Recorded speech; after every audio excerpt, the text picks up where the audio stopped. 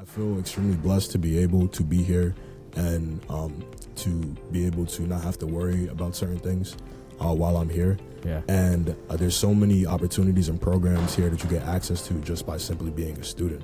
Mm-hmm. And so I like that you're wearing your C-step. yeah, I wanted to put a little SUNY Canton thing on. Yeah, that's good. I don't have any SUNY Canton stuff. I've been here for 3 months. I have to, the campus store's right over here. I should probably, I should probably go make my purchase after this podcast. They'll love you after that. Yeah, Definitely. Yeah. There's a spring sale going on right now. Yeah, 40% off, I think, of some apparel. So I gotta go grab some stuff before I leave. Yeah.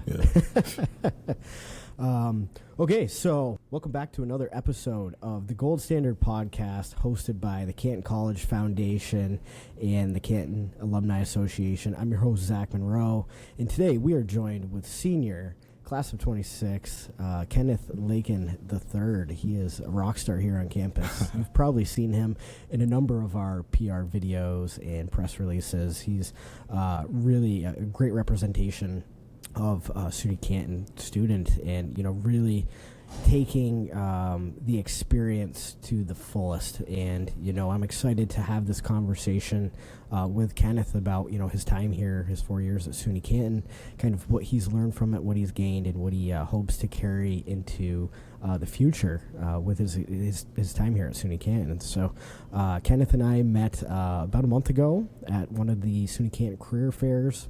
We were filling in to help out at one of the tables for our sponsored employers day and night. And, Kenneth was there. He's going to talk a little bit about his internship with them. Mm-hmm. And so we really had a great conversation. Yeah. I was just floored by, your experience, and, you're very well spoken. And so I said, this is someone that I need to get on the podcast and have an episode to share with. So with that said, welcome to the Gold Standard Podcast. Thank you so much. I appreciate the intro. I think you should write the scripts of my movie if I ever have one. I will certainly keep that in mind. So, so Kenneth, let's take it back a little bit. Yeah.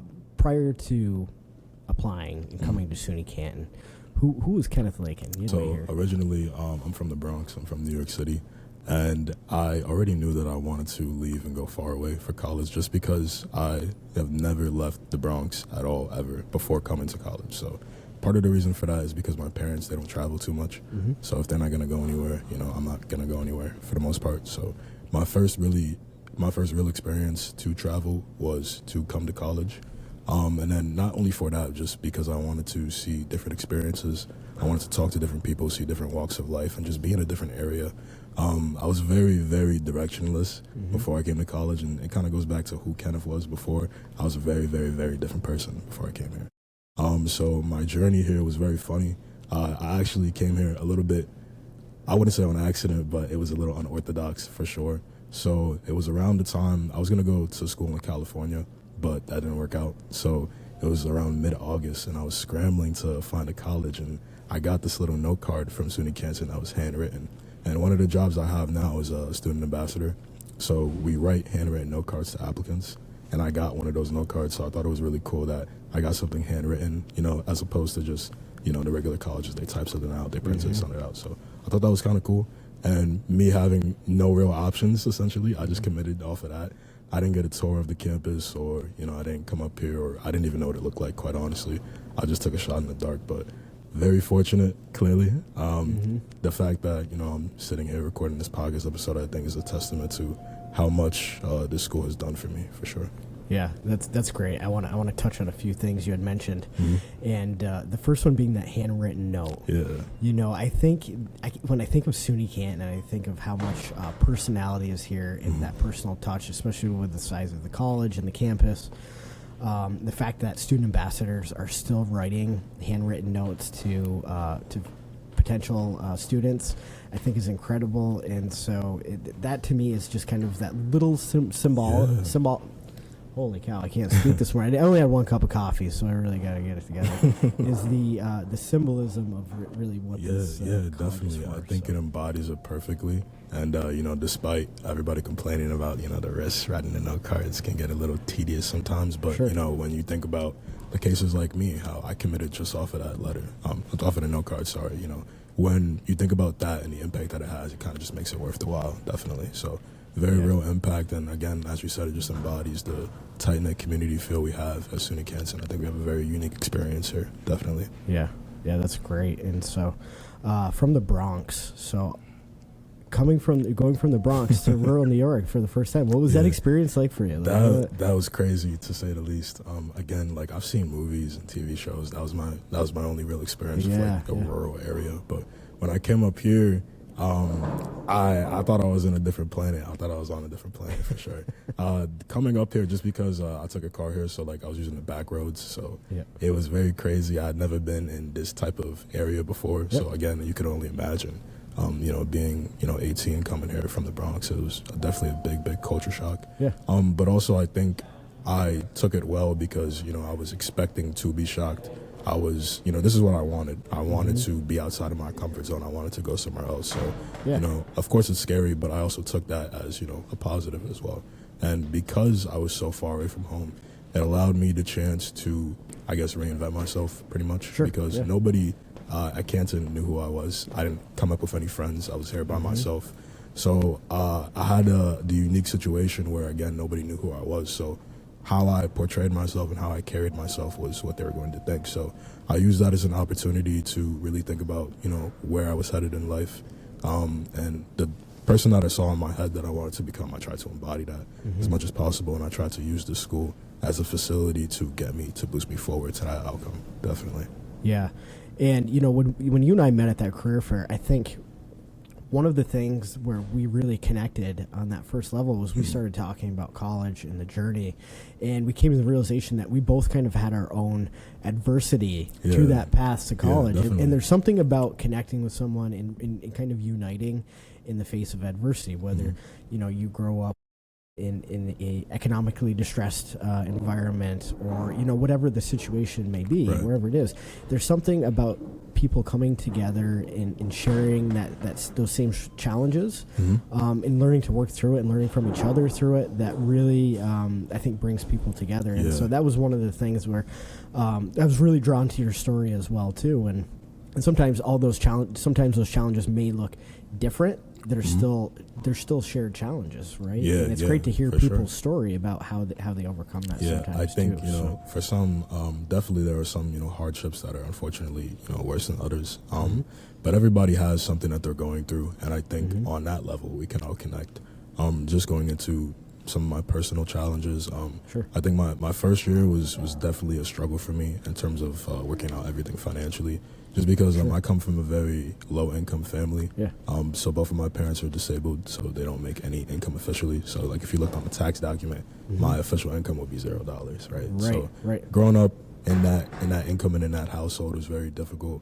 There would be some times when I wouldn't have enough clothes for school, or, I had 1 or 2 pairs of shoes, or I didn't have enough to eat some nights. So it was definitely difficult, but at the same time, the upbringing kind of made me who I was and made me kind of morph me into the person that I am today as well.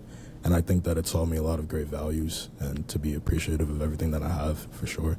And to go back to my point before, not everybody's hardship is as, I guess, detrimental as that. But even though, people haven't gone through exactly what I've been through, they've gone through some type of adversity. And that just goes back to how tight-knit and how connected this community at SUNY Canton feels.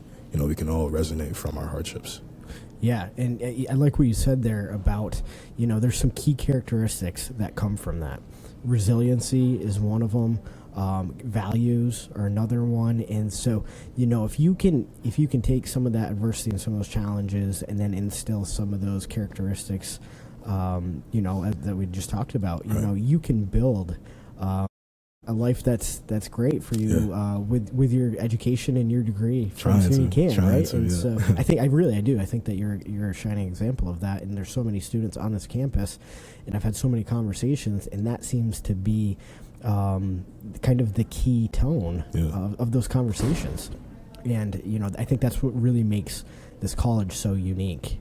And so I'm honored to be able to share some of those stories of how how this college really helps connect students with, meaningful purpose and setting themselves up for a positive future as well. I mean, just this in general, this is a great thing that you're doing. I'm glad that, you're able, I think this is going to have a very massive impact once, this gets going forward. You have more episodes. Yeah. It's going to become a very popular thing. I'm very humbled to be, am I the first student on the podcast? You are the first, you're the second student. The second student. And the only reason you were scheduled first. However, we did one with Sierra McDougal. Is on the SUNY Canton Steel Bridge team. Oh, yeah. Who's heading to nationals in El Paso, Texas in a couple of weeks. And so we kind of had to bump her up because we wanted her to tell the story about the successes that the Steel Bridge team has had, and kind of we wanted to get a breakdown of what does the Steel Bridge competition actually look like. Before I was in management, I was in electrical engineering electrical engineering as the first major that I took here. So I was friends with a lot of the people who were working on those steel bridges. Yeah, it's okay. Really cool. Yeah. Very cool. Yeah, I learned a lot yesterday from that conversation. And so you switched. That's interesting. So you came here for electrical engineering, switched to management, being a senior, getting ready to graduate soon. How do you feel? Do you think that was the right path for you? That was definitely the right path for me. Going back to, I guess, my journey, as I mentioned before, I was very different before I came here. I've always been a very driven person. I've always wanted to achieve great things, but I didn't quite know where to put that drive. I was very directionless. I was just kind of just floating as life went by. I didn't really care about too much. I was just, barely getting by in school. Coming home, just, on the game, not doing too much, or being outside up to no good. So it really just shaped me for sure. I think that being at this school, again, it really just goes back to the community feel. I think that, we have a great community here. I think it's a very powerful thing. And I think that more specifically because of how small the school is and compared to other SUNYs, I think that our actions here have a lot more weight. Like you being a big fish in a small pond. We have a lot of leeway to do a lot of groundwork. For example, with all the clubs that I'm in, being able to be in that role, managing things myself, having all that student-led leadership. The only way to really learn things, of course, you have all the theoretical information, but to truly learn something, you have to be able to do it in practice, and you have to practice it, right? So I think the fact that this school lets us be in that role, and that's what college is for, right? This is the 4 years or the 2 years where you're allowed to make mistakes, where you're allowed to grow. So the fact that we have the keys in our hands and we're able to do so much in this time frame is so crucial. And I think that a lot of people don't realize how crucial that is, because it really depends, your college experience depends on you. I've had people who are in my same class here who've had a completely different 4 years than me, who've had a completely different experience. And it's really you that makes the experience. It's what you decide to choose to get into, who you decide to associate with, who your friends are, who your groups are. And it really is make or break for you personally.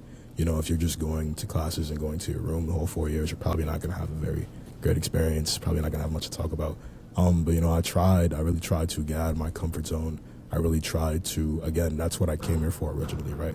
I wanted to talk to a lot of people. I wanted to see different perspectives. So with that in mind, I really tried to do that. And because I went in with that mindset, I think it really went well for me for sure. But could you circle back to the specific question you asked me? I kind of got sidetracked. I know.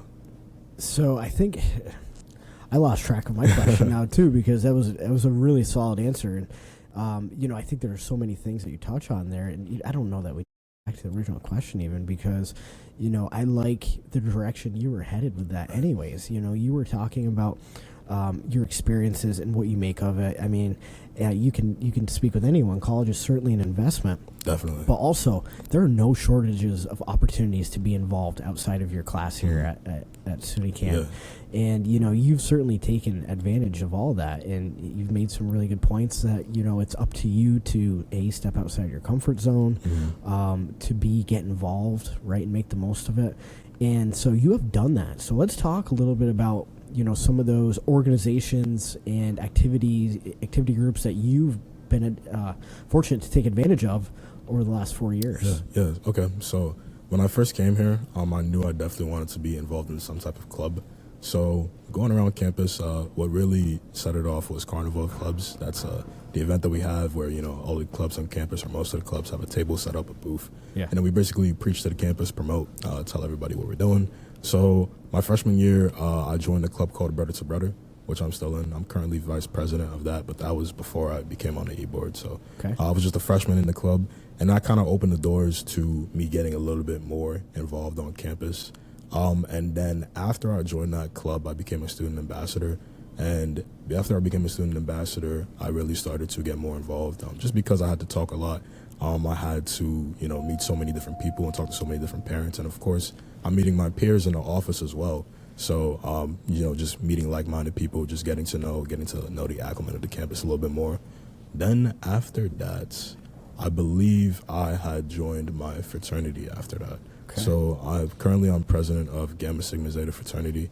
Nice. And at first I was under the impression that fraternities were a big cult. Okay. I was not liking it at all. You see all the news stories and you see the headlines and you see all the crazy things. So I was definitely one of those people who were completely against it. Right? So what changed my mind was one of my friends, he had joined. And we had a conversation prior about, how crazy everything was and how we probably wouldn't join anything like that. But he did join. And so I was very surprised.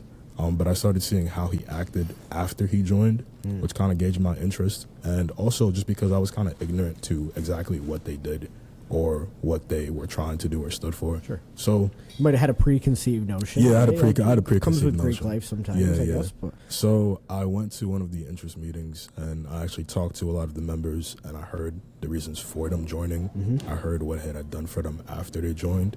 And it seemed like something that, at first I wasn't really messing with. But after, I heard all these different testimonies from these people and seeing how they carried themselves on campus, it also intrigued me. So, I made a decision. Why not? I'm in college. Let's try it out. Yeah. Of course, I can quit if I don't want to, and I did it. And I have the the tiki on, so you can see how it turned out. But it was definitely great, and I think that was the big jump that pushed me to be as involved as I am now. Because when you're in a fraternity, it's separate from organizations from the school, so everything that you do is pretty much on your own. So it was me coming up, of course with my brothers, but it was me coming up with events, planning them out, budgeting them out, and just being more involved in the campus as well. When you join a fraternity or any organization, really, you have to represent that organization. So now there's kind of like a microscope on you, and anything that you do falls back on that organization. So you have to make sure that you carry yourself in a certain way. And so I had to make sure that I was conscious of that. And after that, my fraternity got suspended, unfortunately. So after that, I was very lost with what to do because I've just gotten so used. At that point, I had gotten used to doing a lot on campus and being very active. So I was very lost, and I didn't really know where to put my drive. Kind of like where in the beginning when I came here, I was very directionless, and I was kind of directionless again. Right, and I had been offered the vice president position for B2B. So originally the e-board when I came in, the e-board who got me into B2B, they had all graduated. So I was offered the vice president position with one of my very close friends, Isaiah Crow. He's the president. Okay. And it gave me the opportunity to shift my gears to B2B specifically. And we've done great work with that club. I'm very proud of what we've done. And we actually have one last event that we're doing is the talent show that is happening after Springfest on April 30th. So that's the big bang for the end of the semester. That's this week? That's this week, This week Thursday. Huh? Okay. This week Thursday. Nice. Where's that happening? What's the time on that? So that is going to be directly after Springfest. So it starts at 7 and Springfest ends at 6. Yep. And then we're going to have it in Kingston Theater. Kingston Theater. Yep. Okay. Hey, Kingston Theater. Right in the background right there, huh? Yep, right over there. We did not plan that, for the record. We did not plan that. It just happened to be that way. Yep. So that's amazing. So, and I'm curious to really talk about some of that campus activity and the organizations you've been involved in. There's a lot of leadership learning that happens through those organizations, whether being in a fraternity and being involved as a community stakeholder and helping give back and everything that they do. It seems like a perfect alignment for being in the management program. It is. And, it's funny because despite me taking classes, I kind of had imposter syndrome. So to go back, I remember what you asked me before. It was about the major switch. So to kind of go back to that, to bring it all back, I went in for electrical engineering because, again, I was very directionless at the time when I applied to college, and I had the faintest interest in technology. I wouldn't say the faintest interest, but I'm very interested in technology. I'm very passionate about it. I like to understand the concepts of things and how we got to this point. You know, it's like these microphones, this light, everything in here. Yeah. You know, it's all amazing work, but how do we get to that point? You know, I wanted to reverse engineer the process. So I thought, okay, maybe I want to be an engineer. So I applied, and I got in for engineering. And the reason why I had switched is actually it's kind of a boost to the school just because of how hands-on everything is. So the work that I was doing in engineering lab, I very much enjoyed it. I was soldering, I was working with circuits, learning how electricity worked. But at the same time, because it was so hands-on, it made me come to the realization that I didn't know if this is something that I would be content with doing for the foreseeable future. Sure. I thought about it a lot, and I couldn't really see the answer being yes. So at that point, I made the switch. And I switched to business management because my older brother had graduated with a business management degree. Mm-hmm. So he's doing pretty well for himself. And I saw that. I said, okay, maybe it's not too bad. And it's also a very broad degree. So I was like, okay. So I didn't put that much stock into it. To go back to the other point that I was trying to relate it to, though, I didn't really feel like I was stepping into like that managerial position until I started doing everything on campus. So funnily enough, it wasn't really the academics per se, but all the extracurricular work that I did that kind of got rid of that imposter syndrome for me. And it just goes back to how involved you will be if you are a figurehead of a club or if you are involved on campus. You're doing the work. Mm-hmm. You're in the trenches. You're doing all the legwork. Yeah. So doing that, I kind of realized I kind of had a knack for it. I kind of realized that it was, I guess, I wouldn't say easy, but it came easier to me to be in a leadership position. So because of all the experience that I have doing all this for the past 4 years, it made me very confident in my career choice, and it just enforced that much more of what I wanted to do. Yeah, I love to hear that. And so that transition probably came with a lot of technical skills and analysis and learning systems and operations, right, and how businesses function, right? And it seems if maybe the process for electrical engineering maybe wasn't as strong of an interest, that passion could underlie with those systems and operations. Right. And so it's my understanding that you did have an opportunity to take advantage of this really great partnership, one of many that we have with employers all across the Northeast and really nationally. So talk to me a little bit about the management program. What was maybe your favorite, I guess maybe your favorite piece that you might have learned or your favorite class through the management program first? I can say that my favorite thing that I've done in the management program has been very recently. It was about the project that we were just talking about before we started recording. Yeah. So they had put me into a position where I don't remember the specific details, the exact specific details, but they put me in a position where I was a manager at a company, and there was a bunch of internal problems that I had to figure out. So I had to figure out the problems through a bunch of different email exchanges. So I'll get an email from one department. I'll say, okay, that kind of makes sense. And I'll go talk to this other department, and we'll go back to the other department and the other department until I got back to the root cause. And the way that I talked to everybody in my emails, the tone, what I said, it all mattered for the project. Yeah. So I thought it was very realistic, which is great. It just goes back to everything being so hands-on. Right, even in something as like theoretical as management, they can still kind of capture that. Yeah. So everything that I said mattered, and then at the end, I had to formulate a budget of what exactly I wanted to spend to fix. Okay. And so every decision that I made throughout the entire project kind of built up to that final decision. So that was definitely my favorite project that I've worked on, definitely. Okay. Yeah, I mean, what a great experience opportunity, and really to break business down to its core, right? Yeah. Right at the core is the problem and the solution. Definitely. Right? Those are really the two elements that make the full cycle go around. So that's amazing. So, how important has that opportunity and other similar experiences been, like your internship service. Yeah. Let's talk a little bit about that, right? Where does that, maybe set you up for, when you graduate Canton and move into the world? So I'd say, just before I get on that, I just want to talk about, just the different opportunities that we have here, because I got that internship from the career fair, which is an opportunity that you get just being a student of SUNY Canton. And I really think that it is a blessing to be at college, because not everybody has that opportunity to be here. Yeah. Lots of people want to, but unfortunately, the way life goes, we can't predict anything. So I feel extremely blessed to be able to be here and to be able to not have to worry about certain things while I'm here. Yeah. And there's so many opportunities and programs here that you get access to just by simply being a student.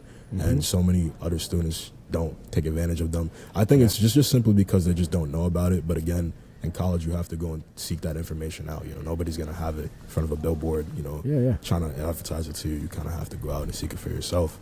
And that's why I think it's so important to do that. But because of all those opportunities, I was able to land that internship a day and night. So to go back to that, I was in a career fair and I was looking, and I kind of have tunnel vision when I go to the career fairs. I have to stop. But I had tunnel vision originally because I'm kind of like laser focused to things that are in New York City specifically, just because it's where I live. Yeah. I was also laser focused on things specifically in that managerial position because that was my major. So I'm thinking, okay, why would I do anything else besides that, right? But I didn't realize how powerful my degree was, because every company needs a business to be successful. No matter what the product is, there's always a back-end team that you need to be able to facilitate and run the product, right? Yeah. So there's a job position theoretically for me pretty much anywhere I try to go. But I didn't make that click yet. I didn't make that connection. So I seen Mike Berman. He was the first table that I went to, actually. Okay, shout out to Mike. Shout out Mike Berman. Yes, for day and night. So he comes and he's telling me about what the company does, and he's talking about HVAC, and he's talking about engineering things, and I'm like, hey, I switched majors. What are you talking about? I'm not an engineer anymore. Yeah. So we had a great conversation though. We had a great conversation, but I kind of put it on the back burner a little bit until Katie Kennedy. She's also another shout out Katie Kennedy. Shout out Katie. And shout out Julie Parkman as well. But so Katie Kennedy, she was helping me out, and she had actually emailed me. Mike had gotten into contact with her to specifically ask for me because he enjoyed the conversation that he had with me. So she told me to reach out to him, and I was like, okay. He made the effort to do all of that, so I mean, I might as well, right? Yeah, sure. So I went, had a conversation with him, a few email exchanges, and I basically got on the phone with Anthony Martino, who is the lead product manager for that company, and basically lined out exactly what they do and offered me an internship. So I was pretty interested. I said, okay. And so following that summer break, I went and I interned there. Now, I was supposed to be with the procurement side originally, but I went to the logistic coordinator side. So basically, I was scheduling the technicians and managing the logistics behind all of that. So that really taught me a lot it gave me my first real look at how a business operates from the lens of the workers, from, the machine that's running the operations. And I also got to experience how different departments work, because my second internship there, I went to where I was originally supposed to go to the procurement department under Anthony.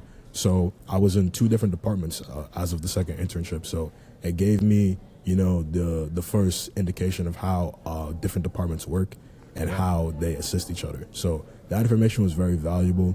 Ultimately, after school, I wanted to become an entrepreneur. So just knowing and getting my first foot in the door with that experience has been crucial. And also, in this day and age, the job market is very terrible right now. People were telling us like 10, 12 years ago that, our generation is going to be blessed, plumbing, engineering, all of that. But, things aren't as they were portrayed to be. Things are definitely very tough for graduates right now. So the fact that they were offering internships to begin with is very powerful. Yeah. It's very powerful to be doing these internships, especially if you're graduating very soon. You kind of need something to get the leg up in terms of, with employers looking at you and deciding you from all the other applicants. You kind of need something in your favor. It's not really just enough to have that college degree anymore, unfortunately. So that internship was such a powerful tool for me, definitely. Yeah. Yeah, and so I like that. And, if you are a SUNY Canton student or just any college student right now listening to this, and say maybe you're an underclassman, a freshman, or a sophomore. I think that's really great advice from Kenneth to say on a number of things from this conversation, from the advice of making the most of your opportunities and experience on campus while enrolled as a student, but also to take advantage of career fairs and the connections and the networking relationships that the college has with all these different employers out there in the workforce to really set yourself up for success and a good experience. I mean, I feel like I'd be stupid not to take advantage of it, right? Yeah. Especially, I'm talking to all my B2B members. You guys really need to take advantage of that, definitely. Yeah, good.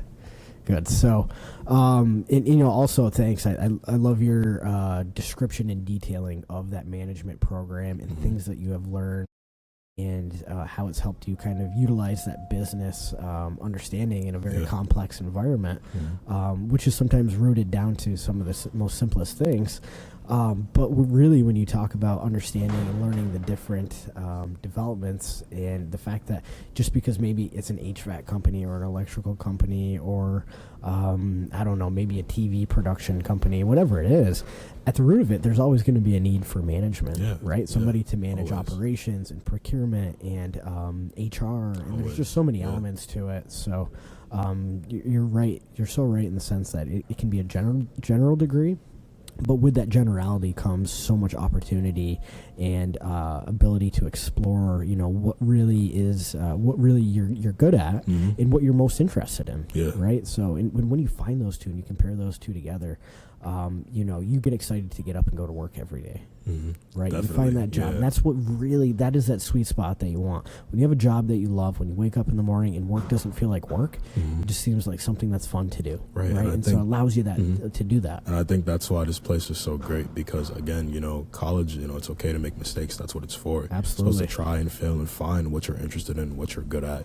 And now that you've made those mistakes and you've overcame those hurdles at college, now, you don't have to, because you have a lot more to lose by, going through this when you're not at college, right? You have a lot more responsibilities outside. So it's great that, you take those steps now when you can and when you can afford to make mistakes and when things aren't so detrimental to your well-being or your quality of life. Yeah, for sure. And the reality is that even once you've graduated and moved on from SUNY Canton, you can have a conversation with alumni right now that'll say, hey, Kenneth, you know what? I've made 2 or 3 mistakes along my career, right? And that's how I got to where I'm at today. Definitely fair. To be most authentic, I'm one of those people, that have made mistakes and learn from those mistakes along the way and say, okay, this is how I continue to improve. Because it's really about how you respond that's more important than just succumbing to any failures or defeats that you may face. And that's part of that adversity piece, right? I think that failure, I think that when you fail, it's not really a failure if, you tried, Inaction is failure. Yeah. I don't think that an attempt is failure. Yeah. It's really the response. It's about analyzing and understanding, where you could have made those changes or made those improvements and then actually putting those into practice, right, in changing to evolve. And, that's my 2 cents for a piece from the old guy here. But, carry it with you as you will, take everything with a grain of salt. I can say that I've definitely used college as well to, as I said, facilitate the skills that I need, and specifically for the discipline that I need. I think that motivation can be a very powerful tool, but motivation is not everything. Motivation is not going to take you through days where you're not motivated, right? Yeah. But discipline will, and a plan will, action will, and I think having systems will. So I definitely use college as well to formulate how to manage my time management, scheduling, how to manage different responsibilities. And again, I just really used it to facilitate my skills. I think that everybody, me personally, I love to follow systems with how I live. And I think that everybody could use a little system to follow depending on who you are. But I think that, small, smart choices that you make plus consistency in time has a very radical difference, definitely. Yeah. Well, Kenneth, thanks for your time this morning. I know you're busy. We're at the end of the semester. We're wrapping everything up. We appreciate sharing your story, and I truly believe that there's going to be people who listen to this episode and can resonate with your story and say, yeah, Ken's I hope right. so. And I was, and future students that may listen, whether they're, prospective students and maybe discover this podcast through their admission process or are currently enrolled here and looking to maybe get the most of their experience. This is a really valuable conversation for that. And, obviously from all of us at SUNY Canton, we're excited to follow you along your journey and see where you go. That's what we love to do out of our alumni office and stay in touch. And, I'm going to speak to our donors directly right now. Our alumni, community donors, people who have supported, the college and the activities and organizations that Kenneth has, just a few that Kenneth has been involved in out of the many opportunities we offer. You get a chance to hear firsthand what those donor dollars really do in terms of impact in creating the most of a student experience here at the college, and really gives us and the college an opportunity to set our students up for success, right? And so building that alumni network and having that support means so much, and being willing to share that story about how that is impacting is so important as well. So I think that just the fact that I have the peace of mind to not worry as much about the finances and financially has allowed me to then take that and focus more on my schoolwork, more on those extracurricular activities that make this college so great. So I think their work is definitely very important. Yeah. Good for you, man. You got a good head on your shoulders. I'm excited to see how, where life takes you after Canton. So, thank you. Okay. Before we go, I also want to shout out the investment club. Shout out Investment Club. We just got that officially recognized. I'm the president currently, and also just because I'm about to graduate soon, but even when I do graduate, I'm probably still going to be involved in the investment club. So even things like that, alumni can still get involved. Investing is just so general, and it's not tied to SUNY Canton specifically. So I'm definitely going to be very active with that, going forward as well. You absolutely should. Yeah, I think it's a great club. Yep. So that's another episode of the Gold Standard Podcast. I'd like to thank Kenneth for joining us. Ken's a class of 26. He's a senior graduating here. And behind the scenes, I'd like to thank William Young from the SUNY Canton PR department. He's our videographer. And David Jones, Jr. here at SUNY Canton, who is our videographer intern. And this is our first official podcast production with the PR team together. So we're excited to see how this all comes together. And, we've done a number of other different podcasts in a little less informal ways. So, congrats on being the first, and, couldn't think of a better one. I got a badge of honor for that. Yeah, that's right. That's right. You get one. You get to carry it with you. So, okay. Thanks for tuning in, and we'll see you on the next episode of The Gold Standard.